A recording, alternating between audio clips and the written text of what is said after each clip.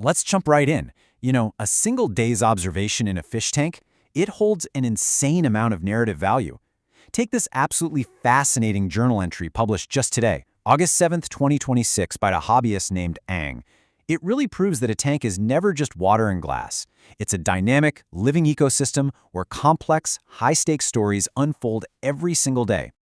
So, what exactly happens inside a newly set up breeding tank? Well, when you step back and really watch, the tank becomes a literal stage. It's this incredible place where raw, primal instincts completely collide with carefully chosen underwater architecture. We're talking about a true microdrama playing out right before our eyes, and in this explainer, we've got a front-row seat to the whole thing. All right, meet our main characters. Scientifically, they're called pelvicachromis-pulcher. Quite a mouthful, right? But you probably know them better as Kribensis Cichlids.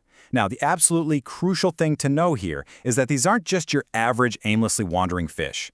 They are highly territorial bottom dwellers. That specific trait, being tied to the floor and fiercely protective of their personal space, that's the entire engine driving what we're about to see. But to truly understand this microdrama, we have to set the physical stage. Ang has been super busy preparing different pairs of these Kribensis Cichlids and dropping them into brand new breeding tanks. I mean, imagine that for a second, being dropped into an entirely blank canvas of a world. Your very first instinct? You'd be intensely assessing your surroundings, figuring out exactly where you are.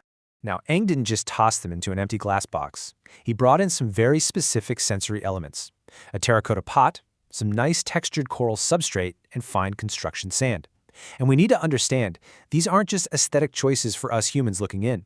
They're vital physical utilities. Each material offers a totally different texture, a different use, and honestly, a unique opportunity for their survival.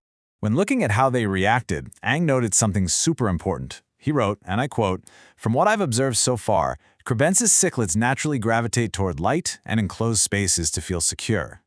It really all boils down to that one profound instinctual need: security. Almost every single move they make in this new environment is dictated by this desperate search for a safe haven. Just picture this. The pair carefully, almost deliberately, tucks themselves right into this narrow, highly textured crevice created between that rough coral substrate and the smooth terracotta pot. They actively seek out these extremely tight spaces, and it's fascinating, right? The smooth, rounded curve of the pot pressing against the rough, intricate texture of the coral, it provides the perfect architectural embrace for a tiny creature just trying to hide. And this tucking behavior, it isn't just some random quirk. It is a highly calculated survival tactic. Out in the open water, literally every shadow or sudden movement is a perceived threat. Total panic mode. But by utilizing these confined, protected areas, the fish can effectively vanish from all those perceived dangers. It's a masterclass in using your environment to your advantage. Kind of reminds you of how we seek out our own cozy, secure spaces, doesn't it? But listen, they don't just hide forever. And that brings us to Act 2, building the sand fortress. The energy totally shifts here from passive hiding to active terraforming. And this is all thanks to that fine construction sand Ang threw into the mix earlier.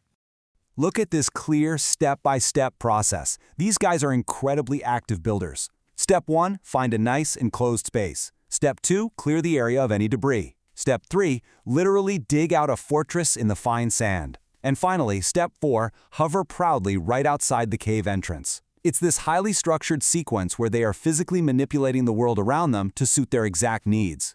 So they aren't just moving sand around for fun. Because they are highly territorial bottom dwellers, this fortress building is a definitive, deliberate act.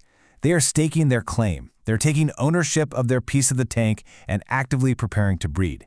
It's just a powerful display of pure instinct translated perfectly into underwater architecture. But that brings us to Act 3, the unresolved mystery. Because despite all this incredible preparation and digging, nature doesn't always just hand over its secrets immediately. And honestly, this is exactly where the real suspense of fish keeping comes in. Right at the climax of today's observation, Ang notices a really curious behavior.